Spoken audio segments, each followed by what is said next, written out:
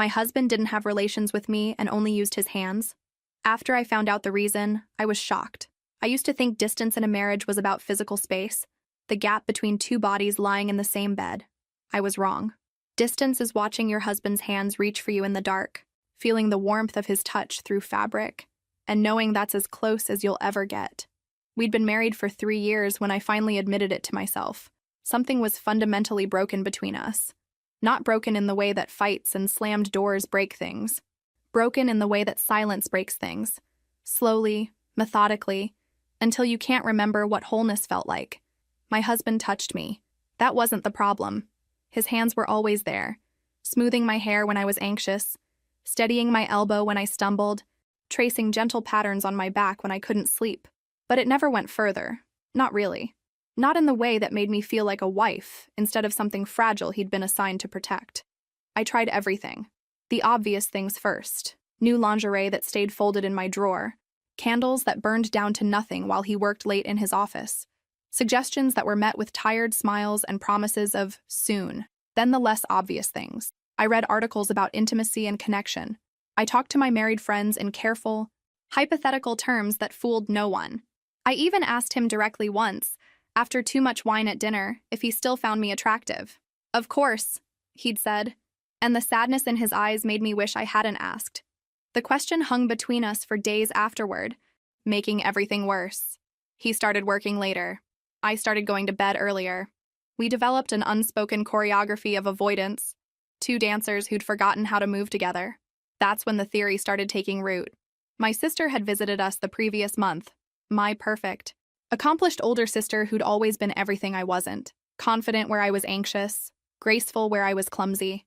The kind of woman people remembered long after she left a room. I'd watched him watching her over dinner, the way his attention sharpened when she spoke, the small smile that played at his lips when she told stories about her life in Boston. What if I'd always been the backup plan? The safe choice he'd made when he couldn't have what he really wanted? It would explain everything. The careful distance. The way he touched me like I might shatter. The feeling that I was living in a marriage designed for someone else, someone better. The thought consumed me. I started noticing things I'd dismissed before. How he kept her graduation photo on his desk at work. How he always asked about her when we talked to my parents. Small things that suddenly felt enormous. I started planning for divorce. Not actively. I didn't call lawyers or separate our finances, but mentally. I organized my life into 2 categories, mine and ours.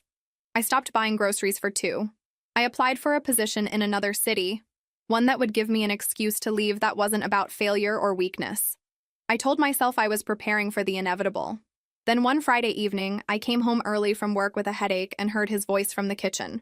He was on the phone, speaking to someone from college. I recognized the name. Male friends he still grabbed beers with occasionally. Guys who knew him before he became this careful, contained version of himself. You ever worry you'll hurt someone just by wanting them? His voice was rough, unguarded in a way I never heard it. Like your desire itself is dangerous? I froze in the hallway, my heart hammering against my ribs. No, man, I'm not explaining this right. He laughed, but it sounded broken. She's my wife. I love her. That's exactly why I can't. I just keep thinking about all the ways I could mess this up. You know? All the ways I could be too much, want too much. She deserves better than someone who... His friend must have interrupted because he went quiet. When he spoke again, his voice was barely above a whisper. Sometimes I lie awake watching her sleep and I'm terrified. Not of her. Of myself. Of what it means to want someone this much when you know you're capable of... He stopped, cleared his throat. Forget it.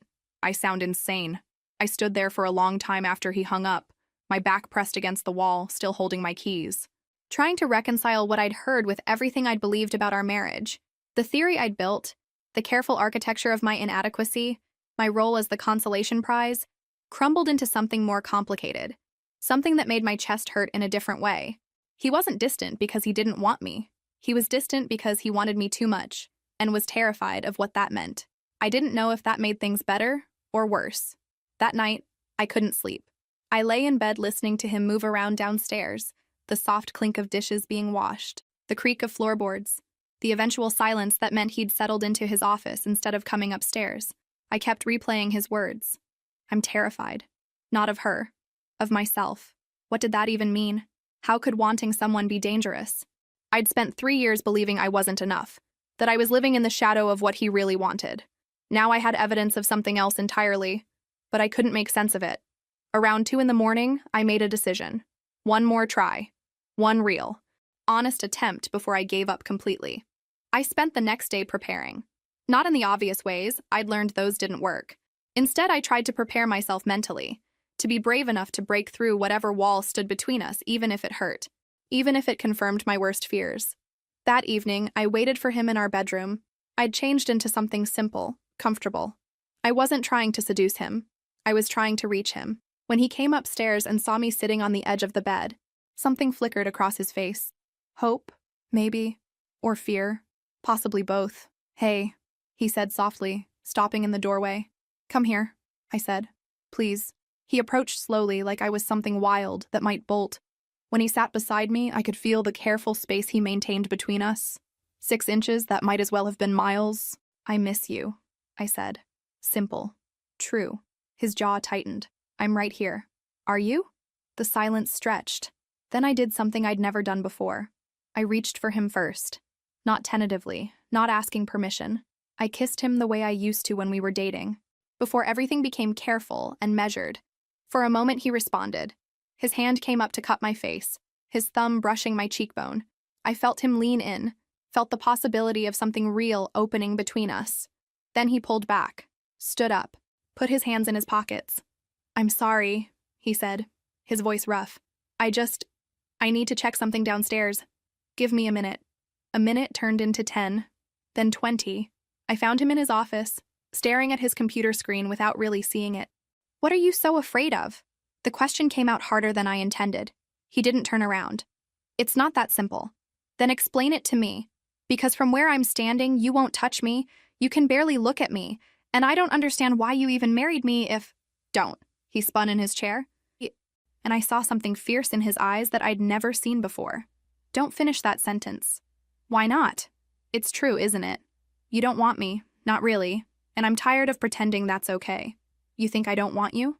He stood up, ran both hands through his hair. "You think that's what this is? What else am I supposed to think?" He looked at me for a long moment, something working in his expression that I couldn't read. Then he shook his head. "I can't do this right now." "Of course you can't." The bitterness in my voice surprised even me. "You never can." I grabbed my phone and keys, didn't bother with a jacket. I heard him call my name as I headed for the door, but I didn't stop. I couldn't. If I stayed, I would either cry or throw something, and I wasn't ready for him to see either. My best friend lived 20 minutes away. She opened her door in pajamas, took one look at my face, and pulled me inside. "What happened?" I told her everything. The overheard phone call, my attempt tonight, his retreat. She listened without interrupting, which I loved about her. "So he said he wants you, but he's afraid," she summarized when I finished. "Afraid of what?" "I don't know. He won't tell me." "Have you asked him directly?" I shook my head. Every time I try to talk about it, he shuts down. My phone vibrated. Then again, and again. I silenced it without looking. "You know you'll have to go back eventually," she said gently. "I know. I just need to figure out what I'm going back to." She made up the guest bed for me. I lay there in the dark, wondering if this was how our marriage ended. Not with a fight, but with a slow, careful dissolution. 2 people who loved each other, but couldn't find a way to close the distance. My phone lit up one more time. Against my better judgment, I looked. "I'm sorry. Please come home. We need to talk." I stared at the message for a long time before turning my phone face down and closing my eyes. Tomorrow. I'd deal with all of it tomorrow. I stayed at my friend's apartment for 3 days. 3 days of overthinking everything, of building theories and tearing them down, of avoiding his calls and then reading his texts late at night when I couldn't sleep. I don't know what to say except I'm sorry. Please tell me you're okay. I understand if you need space. Take all the time you need. That last one made me angry. I didn't want space. I wanted answers. I wanted him to fight for us instead of giving me permission to leave. On the 3rd morning, my friend sat across from me at her kitchen table, coffee in hand, watching me with that expression that meant she was about to say something I didn't want to hear. "Have you considered," she started carefully, "that maybe it's not about you at all?" "What do you mean?" "I mean, you keep circling back to your sister, to the idea that you're not enough. But what if his issues have nothing to do with either of those things? What if something happened to him that makes intimacy difficult?" I'd considered it. Briefly. then dismissed it because it was easier to believe I was the problem than to imagine he was carrying something I couldn't fix. He would have told me, I said, but it sounded weak even to my own ears. Would he? You've been married 3 years and you just now overheard him admit he's afraid. This isn't a man who shares easily. She wasn't wrong. My husband was the kind of person who handled everything internally. Work stress, family problems, even joy. He processed alone, contained everything, rarely let anyone see what was really happening beneath the surface. So what do? You go home, you have an actual conversation, and you stop assuming you know what he's thinking. I went home that afternoon. My husband's car was in the driveway even though it was only 2 o'clock on a Wednesday. When I walked in, I found him on the couch, laptop abandoned beside him, looking exhausted in a way that had nothing to do with physical tiredness. He stood up when he saw me. You came back. I live here. I wasn't sure if... He stopped. Started over. Thank you for coming back. We stood there in our living room like strangers, neither of us knowing how to bridge the gap. Finally, I set my bag down. Are you sick? I asked, because he looked terrible. Pale. Like he hadn't slept. I took a few days off work. Why? He rubbed his face. Because I couldn't focus. Because I kept thinking about you leaving and not coming back, and His voice cracked slightly. I couldn't do anything else. Something in my chest loosened. He'd been affected. He wasn't as contained as I'd thought. We need to talk, I said. I know. But before we could, I felt a wave of dizziness wash over me. The room tilted slightly, and I reached for the wall. He was beside me in an instant. When's the last time you ate? I tried to remember. My friend had made dinner last night, but I'd barely touched it. I'm fine. You're not fine. He guided me to the couch, his hand careful on my elbow. Stay here. He disappeared into the kitchen. I heard the sound of cabinets opening, water running. When he came back, he had toast and tea, the kind I liked with honey. Eat, he said gently. I did, mostly because I didn't have the energy to argue. He sat beside me, not close, but closer than usual, and waited. That's when I noticed my forehead felt hot. I touched it. I think I might have a fever. His expression shifted to concern. He reached out, hesitated, then pressed the back of his hand to my forehead. You're burning up. Have you been feeling sick? Just tired. Stressed. I'm calling the doctor. It's just a fever. I'll be fine. But I wasn't fine. By evening, my temperature had climbed to 102. My husband transformed into someone I barely recognized. Efficient, focused, gentle. He brought me water and medicine. He changed the sheets when I sweated through them. He stayed up all night checking on me, and every time I opened my eyes, he was there. Around 3 in the morning, through the haze of fever, I felt him place a cool cloth on my forehead. Why won't you touch me? I asked, the words coming out before I could stop them. Fever made me honest. His hand stilled. I am touching you. You know what I mean. In the darkness, I heard him exhale slowly. I want to. More than you know. Then why? Because I'm afraid I'll hurt you. His voice was barely a whisper. Because I don't trust myself to stop at just touching. I tried to process this through the fog in my head. That doesn't make sense. I know. He smoothed the cloth across my forehead again. Sleep. We'll talk when you're better. I promise. I wanted to argue, to push for more, but exhaustion pulled me under. The last thing I remember was his hand, still gentle, still careful, still there. I recovered slowly over the next week. My husband stayed home the first few days, working from his laptop at the kitchen table so he could hear if I needed anything. By the time I was well enough to move around normally, I'd noticed something strange. My blue scarf was missing, the soft one I wore constantly during winter. I'd looked everywhere, the coat closet, the car, my dresser, but it had vanished. Then a few days later, I couldn't find my favorite sleep shirt, the old, worn one with the faded logo. I'd had it for years, and I knew exactly where I kept it. At first, I thought I was being paranoid. Things got misplaced. It happened. But then my lip balm disappeared from my nightstand, and the book I'd been reading, the one I'd left on the coffee table with a bookmark, was gone too. Small things. Things I used regularly. Things that smelled like me. Over dinner one evening, takeout from the place down the street because neither of us had the energy to cook. I mentioned it casually. Have you seen my blue scarf? The one I got last Christmas? He looked up from his food and something flickered across his face. No. Why? It's missing. Along with a few other things. Maybe you left them at your friend's place? I didn't bring the scarf there. Or my sleep shirt. His jaw tightened almost imperceptibly. He stabbed at his noodles. I'm sure they'll turn up. The deflection was too quick, too practiced. I studied him across the table. The way he wouldn't quite meet my eyes. The tension in his shoulders. Did you take them? What? He finally looked at me. Why would I take your things? I don't know. That's why I'm asking. I didn't take anything. But his voice was tight, defensive in a way that made the lie obvious. I should have let it go. But something about the whole situation, the missing items, his weird behavior, the secrets he kept, made me push. You're lying. He set down his fork. Can we not do this right now? When are we going to actually talk about anything real? I said I would explain when you were better. I am better. I've been better for days. And you're still avoiding me, still keeping secrets. And now my things are disappearing and you're lying about it. He stood up abruptly, his chair scraping against the floor. I need some air. He left, just walked out the front door and didn't come back for 2 hours. The next morning, I called my friend. He's taking your stuff? She repeated, sounding as confused as I felt. I know it sounds crazy. No, it sounds like you need to figure out what's going on. Want me to come over? We could set up my old phone as a camera. See if you can catch him. I hesitated. It felt like a violation, spying on my own husband in our own home. But I was tired of not knowing. Tired of all the secrets. Okay, yeah, let's do it. She came over that afternoon while my husband was at work. We positioned her old phone on top of the bookshelf in our bedroom, angled toward my dresser and nightstand, hidden behind a decorative box. She showed me how to access the live feed from my phone. This feels wrong, I said as she tested the angle. You know what else feels wrong? Your husband stealing your stuff and lying about it. She squeezed my shoulder. You deserve to know what's happening in your own marriage.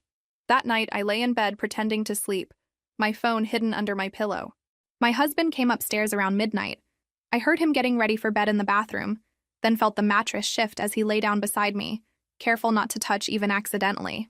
I waited. An hour passed. 2. I was starting to think maybe I'd been wrong, that he wasn't going to do anything, when I heard him get up. I kept my breathing steady, slow. Through barely open eyes, I watched him move around the room. He went to my dresser, opened the top drawer quietly, and pulled out my gray cardigan, the one that still smelled like my perfume because I'd worn it yesterday. He held it for a moment, just standing there in the darkness of our bedroom. Then he lifted it to his face. My heart stopped. He stood like that for what felt like forever but was probably only 30 seconds. Then he carefully folded the cardigan and tucked it under his arm. He glanced back at the bed, at me, and for a terrifying moment I thought he knew I was awake. But then he left the room, closing the door softly behind him. I grabbed my phone, hands shaking, and pulled up the camera feed. I watched him walk into his office downstairs and close the door. I didn't sleep the rest of the night. I lay there trying to make sense of what I'd seen, building and discarding theories until my head hurt. None of it made sense. Why would he take my things? Why would he hold them like that, like they were precious? In the morning, I found him asleep at his desk, my cardigan folded neatly beside his keyboard. I stood in the doorway of his office, watching him sleep with his head on his arms, my cardigan beside him like a talisman. The morning light made him look younger, more vulnerable, less like the careful stranger I'd been living with and more like the man I'd married. I walked in and touched his shoulder. He jerked awake, disoriented, and when he saw me, his eyes went immediately to the cardigan. Guilt flooded his face. I can explain, he said, his voice rough with sleep. Please do. He ran his hands through his hair, making it stand up at odd angles. For a long moment, he just stared at the cardigan like it held answers. Then he spoke. I take them because it's the only way I can be close to you. That doesn't make sense. I'm right here. I'm your wife. I know. His voice cracked. But I don't trust myself to be close to you the way you want, the way you deserve. So I take things that smell like you, that feel like you, because it's safe. Because I can't hurt you if all I'm holding is a piece of fabric. I pulled over the other chair and sat down. Where are my other things? He hesitated, then opened the bottom drawer of his desk. Inside was a small collection of my belongings, neatly arranged. My scarf folded carefully, my sleep shirt, the book with the bookmark still in place, a hair tie, the lip balm. I was going to put them back, he said quietly. I always do. I just need them for a little while. Something in my chest tightened. Show me your phone. He looked confused but handed it over. I opened his photos, scrolling back, and there they were. Dozens of pictures of me. Candid shots, most of them. Me reading on the couch, making coffee in the morning, walking ahead of him on a hiking trail, laughing at something my friend said at dinner. How long have you been taking these? Years, before we got married. I started when we first met. I kept scrolling, going further back. The photos got older, the quality slightly worse. There I was at a coffee shop, unaware of the camera, at a bookstore, on a park bench, all taken from a distance, like he'd been afraid to get too close even then. You were watching me? Not watching. Not like that. He leaned forward, desperate for me to understand. I couldn't stop looking at you. You were so comfortable in your own skin in a way I'd never been. I wanted to remember those moments when you were just you. I found a photo dated 6 years ago, before we'd even officially met.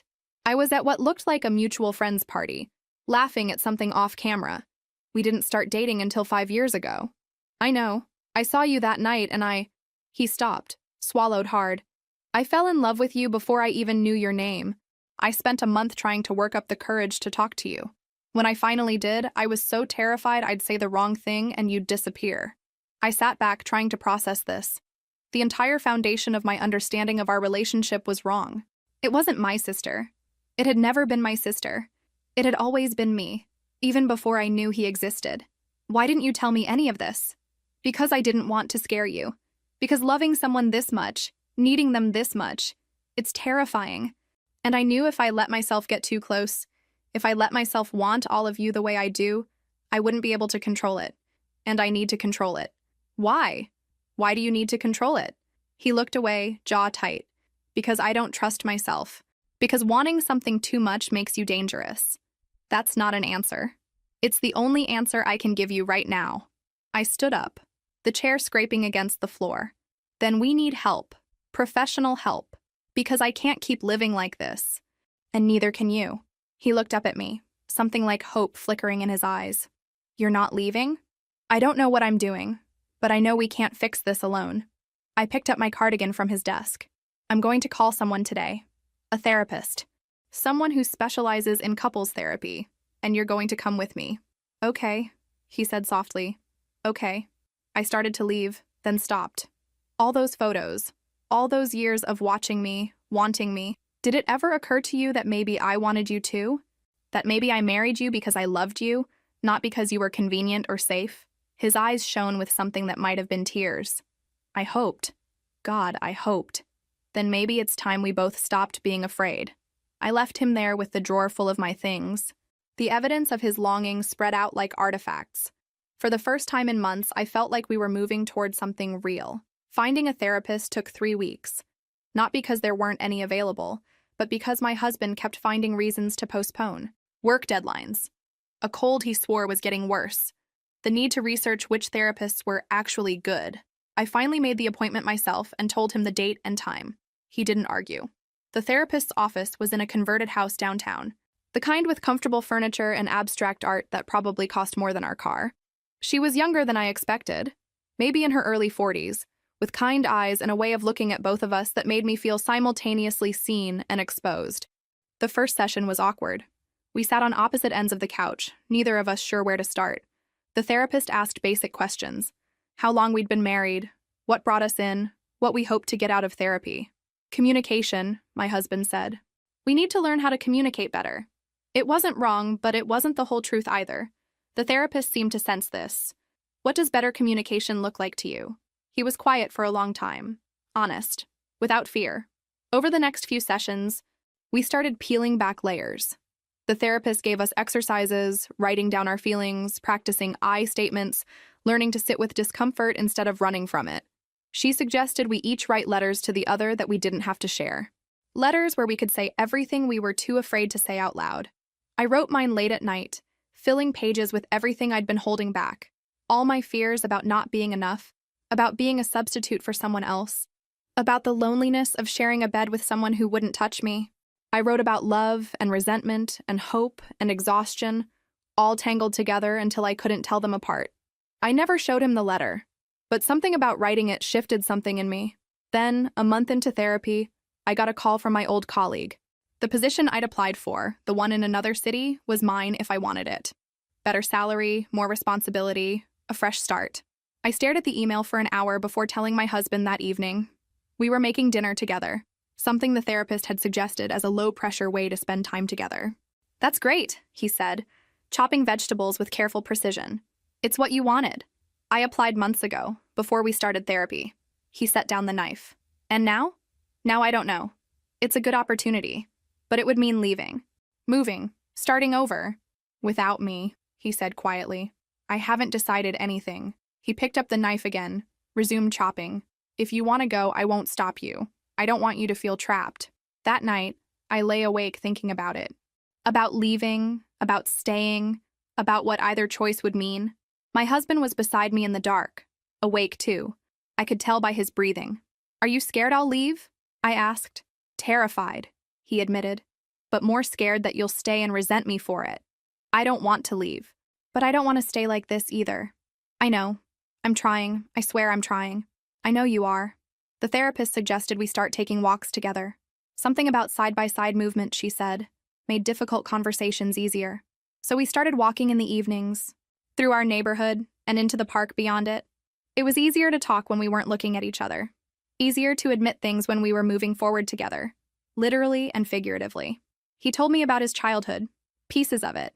Anyway, about a father who was always angry, a mother who was always scared, about learning early that wanting things, needing things, was dangerous. "I taught myself not to need," he said one evening as we walked past the pond. "And then I met you, and suddenly I needed everything. That's not a bad thing. It feels like one. It feels like this huge, terrifying thing that could swallow me whole if I let it." I reached for his hand. He tensed at first, then slowly relaxed. We walked like that, hands linked, saying nothing, until the sun set and the streetlights flickered on. Then my sister called. She was coming back from Boston for a visit, wanted to have dinner with us. My husband went quiet when I told him. "It's fine if you don't want to come," I said. "No, I'll come. It's important to you." But I saw the way his shoulders tightened, the way he retreated slightly into himself, and I realized with a jolt that maybe my theory hadn't been completely wrong. Not in the way I'd thought, but maybe he had idealized her once. Before me. Before he knew me. The dinner was scheduled for the following Saturday. All week I felt the tension building between us again, that careful distance creeping back in. The progress we'd made felt suddenly fragile, like something that could shatter with one wrong move. The night before the dinner, I found my husband in his office again, staring at his computer screen. "We don't have to do this," I said from the doorway. "I want to. I need to prove to you that she's not. That it was never—" He stopped. "I need you to see that you were never second choice." "Okay," I said softly. "But after this, we're going to have a real conversation. About everything. No more halfway truths." He nodded. "After this. I promise." The restaurant my sister chose was one of those trendy places with exposed brick and Edison bulbs, the kind where you had to shout to be heard over the ambient noise. She was already there when we arrived, sitting at a corner table, looking effortlessly put together in a way I'd never managed. "There you are." She stood to hug me, then turned to my husband. "It's been too long." "It has," he said, his voice carefully neutral. We ordered drinks, made small talk about her work in Boston, the weather, mutual friends. My husband was polite but distant, contributing to the conversation without really engaging. I watched him carefully, looking for signs of the admiration I'd once been so sure existed. But all I saw was someone being polite to his wife's sister. "So," my sister said, turning to me halfway through dinner, "Mom mentioned you might be moving? For work?" I glanced at my husband. "It's an option. I haven't decided yet. You should take it. You'd be great. And honestly, a change of scenery might be good for you. You seemed kind of stuck last time I saw you." "Stuck?" The word stung more than it should have. You know what I mean. Like you weren't quite happy, but weren't quite unhappy either. Just existing. My husband's fork clattered against his plate. "She's not stuck." My sister looked surprised by his tone. "I didn't mean—" "She's brilliant at what she does. She has friends, hobbies, a life. Just because she's not constantly chasing the next big thing doesn't mean she's stuck." There was an edge to his voice I rarely heard. Something protective. Almost fierce. The rest of dinner was subdued. We finished our meals, declined dessert, and said our goodbyes in the parking lot. My sister hugged me tight. "I really didn't mean to upset him," she whispered. "I know. It's fine." The drive home was silent. When we got inside, I went straight to the kitchen for water. My husband followed. "I need to tell you something," he said. "Okay." He leaned against the counter, hands in his pockets. I did have a crush on your sister, years ago, before I met you. My stomach dropped despite having suspected it. It was stupid, he continued. Completely one-sided. I saw her at a few parties, thought she was confident and everything I wasn't. I built this fantasy in my head, but I never really talked to her. It was just an idea. When did it end? The night I actually met you. The same party where I took that first photo. He looked at me directly. She was there too. I'd spent the evening working up courage to talk to her, and then I saw you. You were by yourself, reading book spines on someone's shelf, completely content to be alone. And I forgot your sister existed. Just like that? Just like that. Because she was a fantasy. But you were real. You were this actual person who didn't need anyone's attention to be interesting, who looked at the world like it was worth paying attention to. He moved closer, still maintaining that careful distance. I fell in love with you that night, completely. And every day since then I've loved you more, and it terrifies me because I don't know how to love someone this much without destroying it. You're not going to destroy me. You don't know that. I set down my glass. Then talk to me. Tell me why you're so afraid. Because this thing you're holding on to, it's the only thing actually hurting us. He was quiet for a long time, his jaw working like he was trying to force words out. Finally, he spoke. My father wanted things too much. Needed to control everything. And when he couldn't, when things didn't go exactly how he wanted, his voice cracked. He'd hurt us. Me, my mother. Not every day. Just when we disappointed him. The air felt heavy. I spent my whole childhood learning to want nothing. To need nothing. Because wanting led to disappointment. And disappointment led to... He couldn't finish. And now? I asked softly. Now I want you so much I can barely breathe sometimes. And I'm terrified that if I let myself have what I want, I'll become him. That all that wanting will turn into something ugly. But you're not him, I said. You're nothing like him. How do you know? How can you be sure? Because I've known you for 5 years. Been married to you for 3.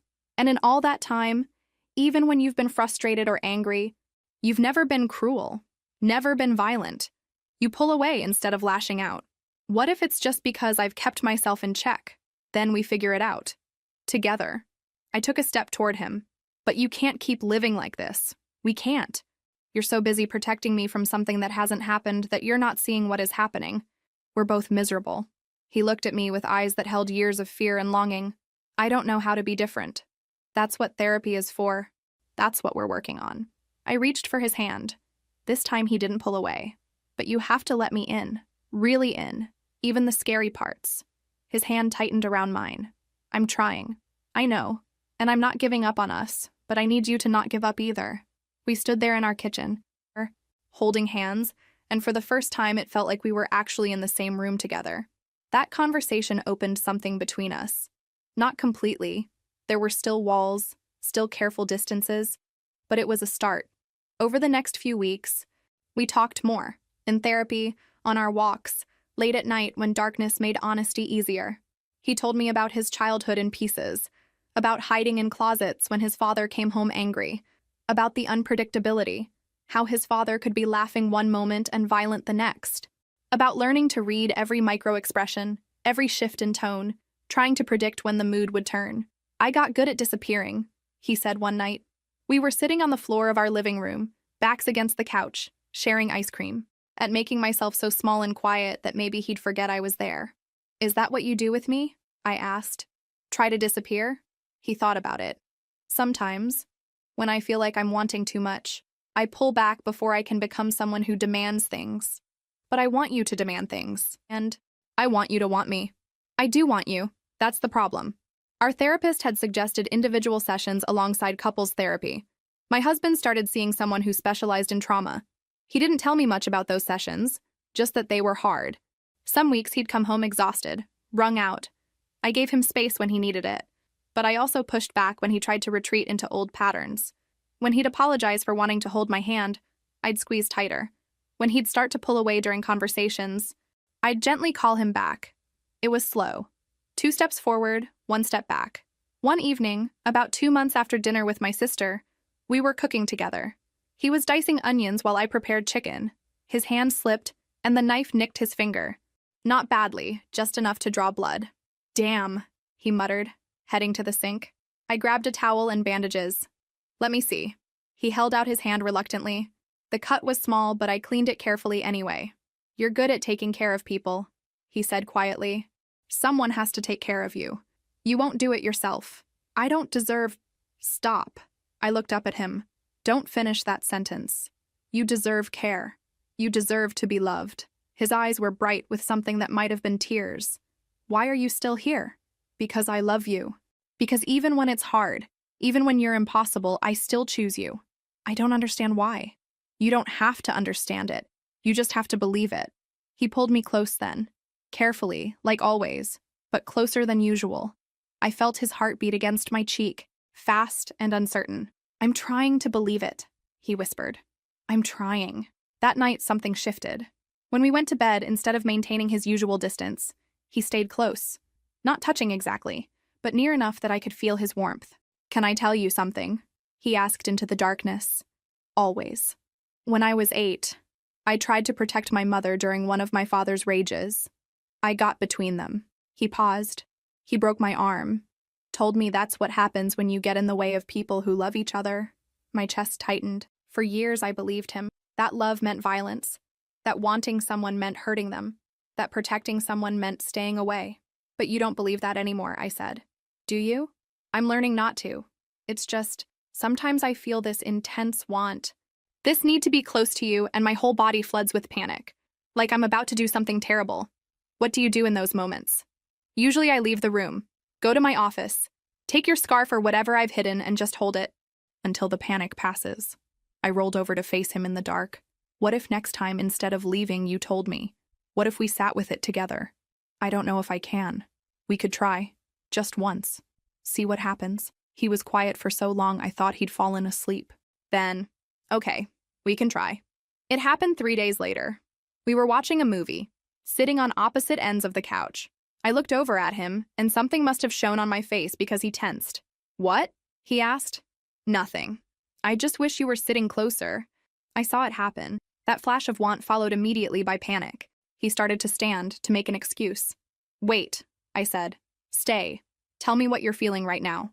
He froze, then slowly sat back down. His hands were clenched into fists. I want to move closer, he said, his voice strained. And it's making my heart race. Every instinct is telling me to leave before something bad happens. What bad thing do you think will happen? I don't know. That's what makes it worse. I just have this certainty that if I give in to what I want, something terrible will follow. Okay, so let's test that. Move a little closer, just a little, and we'll see if anything terrible happens.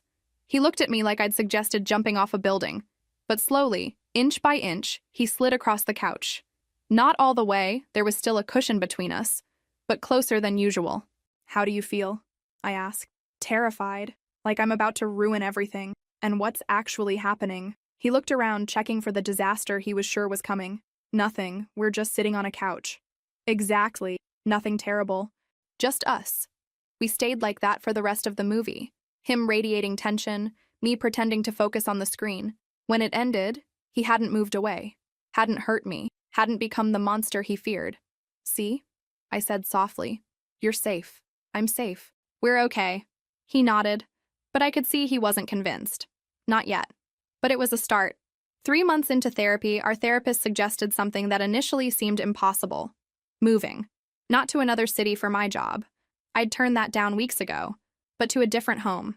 Somewhere without the weight of all our failed attempts at intimacy, all the nights spent on opposite sides of the same bed. This house holds a lot of pain for both of you, she said during one session. Sometimes a fresh start means a fresh space. We talked about it on our evening walk that night. The idea felt both terrifying and oddly right. I think she might be onto something, my husband said as we passed the pond. Every room in that house has a memory of me pulling away from you, of me being too afraid to be what you needed. It's not just your fault. I made assumptions too, built whole narratives in my head instead of just asking. Still, maybe starting over in a place that's just ours, where we build new memories from the beginning, maybe that would help. We started looking at apartments the following weekend. Nothing too big or too far from our jobs. We found a place after 3 weeks of searching, a 2-bedroom on the 4th floor of an older building, hardwood floors, large windows, a kitchen barely big enough for 2 people to stand in. It was smaller than our house, simpler, and somehow that felt right. The move happened gradually over a month. We packed together, sorted through years of accumulated belongings. My husband found the box where he'd been keeping my things, the scarf, the shirt, all the small items he'd borrowed to feel close to me. "What should I do with these?" he asked, holding up the blue scarf. "Keep them if you need them, or give them back. Whatever feels right." He folded the scarf carefully and handed it to me. "I think I'm ready to stop hiding." Moving day was chaotic. My friend helped, along with a couple of my husband's colleagues. By evening, we were surrounded by boxes in our new living room, exhausted and slightly overwhelmed. "Pizza?" I suggested. "Pizza," he agreed. We sat on the floor, surrounded by our packed life, eating takeout from paper plates. The apartment was a mess, but it felt different from the house. Lighter, somehow. "This is ours," he said, looking around. "Not my parents', not anyone else's, just ours." Over the next few weeks, we unpacked slowly. We established new routines: coffee together every morning at the small kitchen counter, evening walks through our new neighborhood, weekend trips to the farmer's market a few blocks away. Small acts of care became our language. He'd leave my favorite tea brewing when I got out of the shower. I'd pick up his dry cleaning without being asked. He'd queue up shows he knew I wanted to watch. I'd make sure his phone was charged before bed. It wasn't grand gestures or passionate declarations.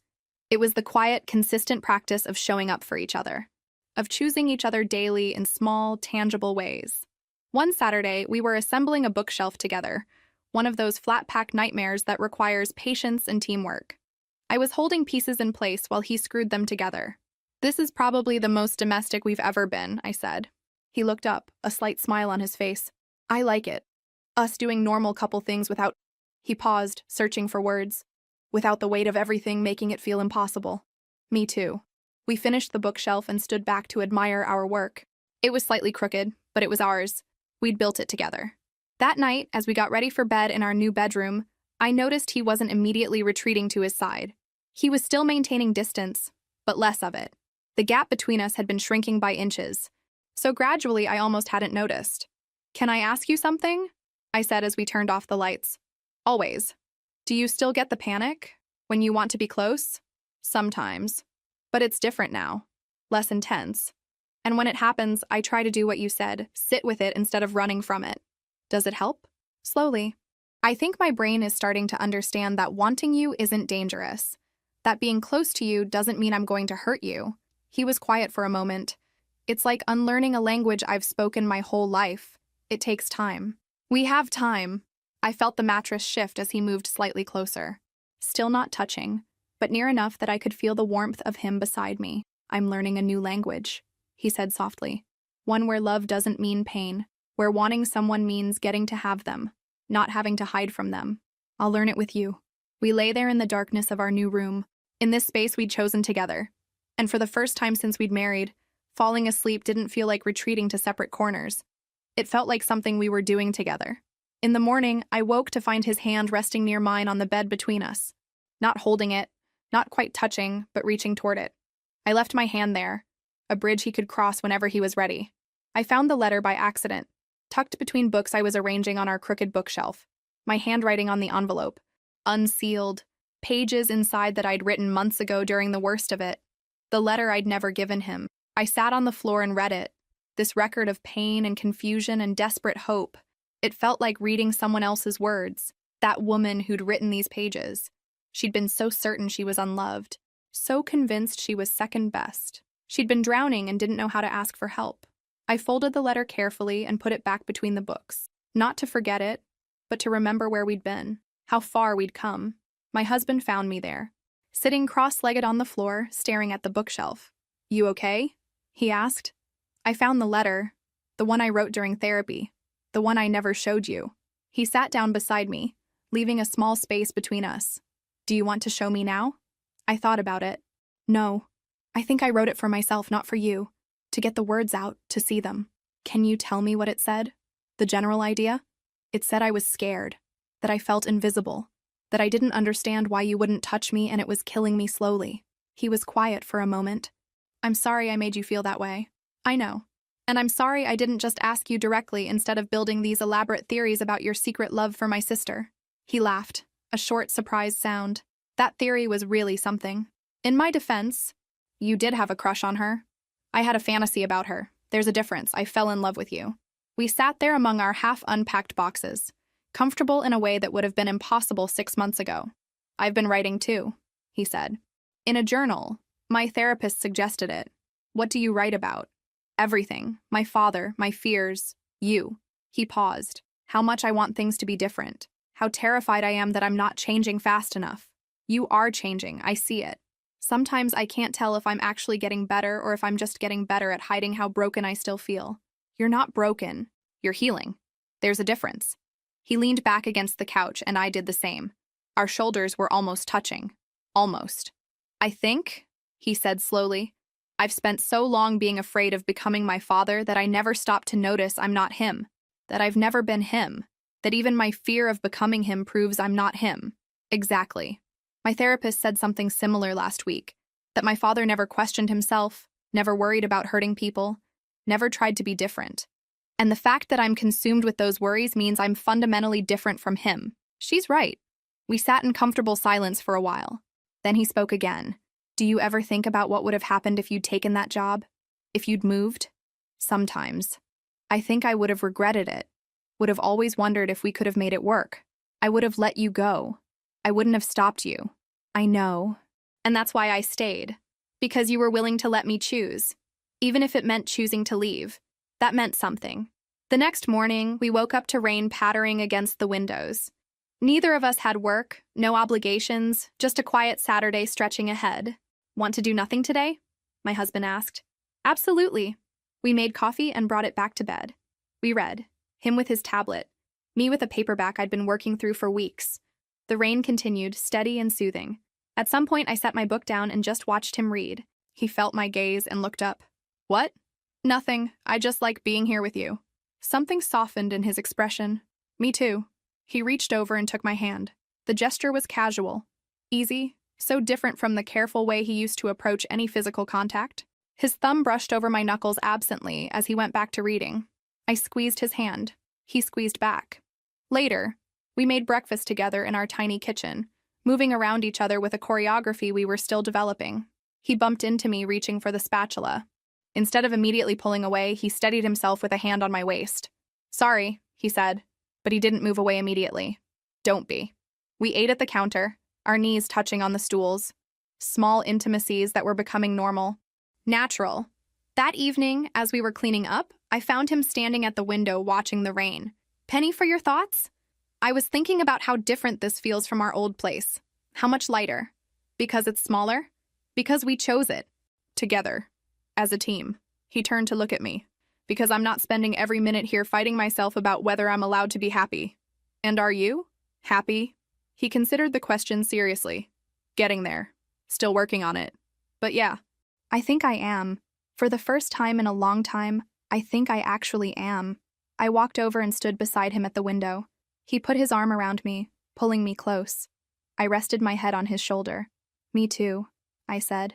We stood there watching the rain, comfortable in our closeness, comfortable in our silence, comfortable in this life we were slowly, carefully building together. The changes happened so gradually that sometimes I could barely track them. One evening, I realized we'd been sitting together on the couch, actually together, not on opposite ends, for an entire movie without him tensing up. Another morning, I woke to find his arm draped across my waist, his breathing deep and even against my neck. When he woke up and realized where he was, I felt him start to pull away reflexively. I covered his hand with mine. Stay, I whispered. He did. We'd been in therapy for 7 months. The sessions were different now. Less about crisis management and more about maintenance. About learning to recognize old patterns before they took hold again. About building new habits to replace the destructive ones. You're both doing remarkable work, our therapist said during one session. The progress you've made is significant. It doesn't always feel significant, my husband said. Sometimes it feels like we're moving at a glacial pace. Sustainable change usually does. You're not putting a Band-Aid on something. You're rewiring decades of neural pathways. That takes time. She was right, of course, but it was hard to see progress when you were living in it every day. Then one Saturday, my friend came over for lunch. She'd been a constant presence throughout everything. The confidant I'd run to, the one who'd helped me set up that camera, the one who'd listened to me cry and rage and hope. You two seem different, she observed after my husband excused himself to take a work call. Lighter. We are different. We're actually talking now. Actually seeing each other. And the intimacy stuff? I felt my face warm. Better. Still working on it, but better. He's learning to be close without panicking. I'm learning to be patient. I'm proud of you. Both of you. It would have been easier to just walk away. Easier isn't always better. When my husband came back, he sat closer to me than he would have months ago. His hand found mine naturally, without the hesitation that used to precede every touch. My friend noticed. She didn't say anything, but I saw the small smile on her face. Later that week, we went out to dinner. Not for any special occasion, just because we wanted to. At the restaurant, sitting across from each other with candlelight flickering between us, I had a sudden flash of memory. Our early dates, before marriage, before fear built walls between us. What are you thinking? He asked. I was remembering when we first started dating, how easy everything felt. It was easy then. I hadn't figured out yet how much I had to lose. Do you wish you could go back? To before everything got complicated? He considered this seriously. No, because back then I was just running on borrowed time before the fear caught up with me. Now we're actually dealing with it, actually fighting through it together. So you're saying our crisis made us stronger? I teased. I'm saying almost losing you made me realize I needed to actually try, to stop hiding behind my fear and start facing it. After dinner, we walked through the park near our apartment. It was one of those perfect autumn evenings, cool but not cold, leaves crunching underfoot. He took my hand as we walked, something he did easily now. There's something I want to try, he said after a while. If you're okay with it. What? Can we just… He stopped walking and turned to face me. Can I just hold you? Here, in the park. No pressure, no expectations. Just hold you because I want to. My throat tightened. Yes. He pulled me close and I wrapped my arms around him. We stood there in the middle of the path, holding each other as people walked around us. As the sun set and the streetlights flickered on, his heart was beating fast against my cheek, but he didn't pull away. Is this okay? He asked quietly. This is perfect. When we finally pulled apart, there were tears on his face. Happy tears, I thought. Or maybe relieved tears. Tears that came from finally being able to want something and not be destroyed by the wanting. At home that night, we got ready for bed with our new routine, brushing teeth side by side, him stealing my face moisturizer because he always forgot to buy his own, me stealing his hoodie because mine was in the laundry. In bed, he pulled me close. Not perfectly, not without some remaining hesitation, but close. His arms around me felt like safety, like home, like promise. I love you, he said into the darkness. I don't say it enough. I don't show it enough. But I do. I love you more than I know how to express. I love you too, even when it's hard, even when you're impossible, even when we're figuring it all out as we go. Especially then? Especially then. His breath was warm against my hair. His hold on me tightened slightly. And for once, there was no panic in it. Just love, just presence, just us, learning slowly how to be together without fear standing between us. We fell asleep like that, tangled together in our new bed in our new home, building something that was finally, truly ours. 9 months after we moved into the apartment, I woke up to sunlight streaming through our bedroom window and the smell of coffee drifting in from the kitchen. My husband's side of the bed was empty but still warm. I could hear him moving around, the soft clink of mugs, the quiet hum of him doing something he did now, existing in our space without apology. I got up and found him at the counter, 2 cups of coffee already poured, scrolling through his phone. When he saw me, he smiled. Not the careful, measured smile of before, but something open and easy. Morning, he said, sliding my cup across the counter. Morning. We stood there in our tiny kitchen, drinking coffee in comfortable silence. His foot was hooked around my ankle under the counter, a casual touch that would have been impossible a year ago. What do you want to do today? He asked. Nothing. Everything. Something in between. He laughed. Perfect. Let's do that. We spent the morning organizing books we'd been meaning to shelve for weeks. He'd pull one out, read the back, make a comment. I'd argue about categorization, alphabetical versus by color versus by how much we actually liked them. This is ridiculous, he said at one point, holding up a book neither of us remembered buying. Who organizes books by color? People with aesthetics, unlike some people who just throw them wherever. I have a system. Chaos isn't a system. He pulled me close, kissed the top of my head. "You love my chaos?" And the thing was, I did. I loved the way he left books face down on the coffee table. I loved how he forgot to put away his coffee cups. I loved the small evidences of him actually living in our space instead of just existing in it carefully. Around midday, we walked to the market like we did most weekends. He held my hand the entire way, swinging our arms slightly, pointing out things, a dog wearing a sweater, someone's overgrown garden, the cafe we'd been meaning to try. At the market, we wandered through stalls selling vegetables and bread and flowers. He bought me sunflowers without me asking, because he'd learned I loved them. I bought the fancy cheese he pretended not to love, but definitely did. "We're becoming one of those couples," I said as we walked home, bags in hand. "What couples?" "The ones who go to farmers markets and buy flowers for no reason. The boring domestic ones." I like boring domestic. Boring domestic is underrated. Back home, we made lunch together. He chopped while I cooked, and we moved around each other in our small kitchen like dancers who'd finally learned the steps. When his hand landed on my waist as he reached past me for the pepper, it was natural. When I leaned back into him slightly, he didn't flinch. After lunch, I curled up on the couch with my book. He joined me, lifting my legs so they rested across his lap while he worked on his laptop. His hand rested on my ankle, thumb tracing absent patterns. "I was thinking," he said after a while, not looking up from his screen. "Dangerous." He smiled. "I was thinking we should go away somewhere. Take a real vacation, just us." "Where would we go?" "Anywhere. Nowhere. Somewhere we've never been. Somewhere we can just be together without thinking about it." "I'd like that." He looked over at me then, and something in his expression made my chest warm. "I'd like it too. I'd like a lot of things with you that I was too afraid to want before." "Like what?" "Like lazy mornings. Like inside jokes. Like arguing about how to organize books." He paused. "Like a future that isn't defined by my fear." I set my book aside and moved closer to him. He wrapped his arms around me, and I rested my head on his chest, listening to his heartbeat. "I'm proud of us," I said, "of how far we've come." "Me too, even when it's hard. Even when I still have bad days and old fears come back. I'm proud we didn't give up. I'm proud you didn't give up on yourself." We stayed like that as the afternoon faded into evening. At some point, he started playing with my hair, his fingers gentle and unhurried.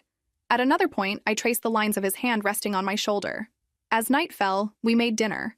Pasta with the fancy cheese from the market.